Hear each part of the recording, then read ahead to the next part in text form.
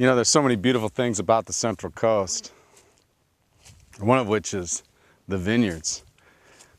As beautiful as these vineyards are, though, people that plant them, they don't do it simply for aesthetic purposes. The reality is that there's a reason for planting a vineyard, and that's to produce fruit. And there are some great spiritual analogies when you look at the vineyard and you look at our spiritual life. And Jesus uses the vineyard to illustrate how important it is for us to connect with God and to stay connected with God. The spiritual life is different than the physical life, and he illustrates it through the vine and through the branches. In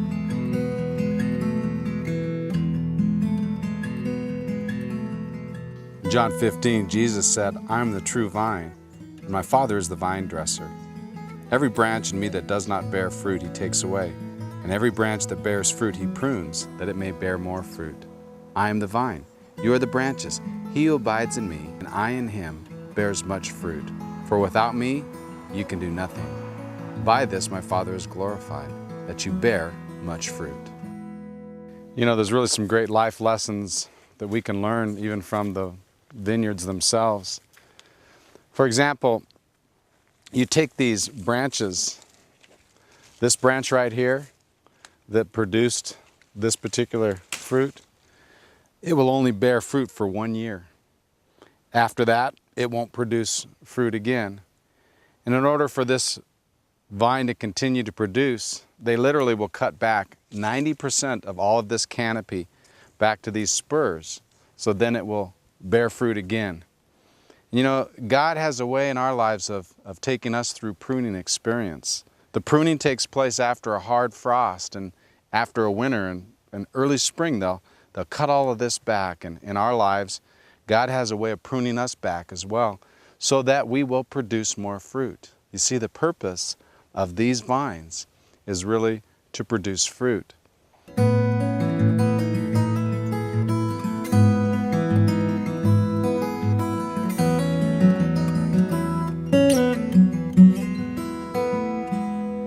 Okay, so how do you get plugged in? How do you get connected to God? I don't know how to make it any simpler than just to say this. It's spending time with God on a regular basis. I think of it like any kind of relationship. For example, my relationship with my wife, Gail.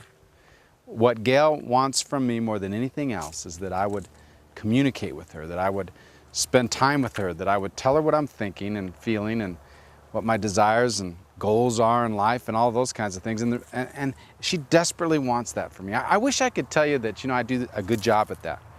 Frankly, I could do a lot better. And I've definitely tried harder over the years, and I think I've gotten better at it. But unless I have a plan, unless I deliberately say, you know what, I'm going to spend this time with Gail, or we're going to have this time together, or we're going to have this time away, I find that it just doesn't really happen. And it's the same with God. God really desires to have a relationship with us in such a way that we would spend some time with Him every day. And basically, we want to challenge you to do 3 simple things. Spend some time daily in the Word of God. Spend some time daily talking to God through prayer. And spend some time just being quiet and still before God, reflecting on God and what His plan is for your life. God says, I want you to bear fruit, but what does that fruit look like in your life? And so, very simply, what we're asking you to do is to make a commitment.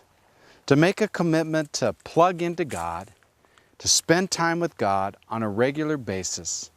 Because if you don't do that, 5 years from now, you're going to be in exactly the same place you are in right now, with very little fruit to show for your life. If you want to make a difference, stay plugged into God. And God has some great things, great fruit that He wants to produce in your life.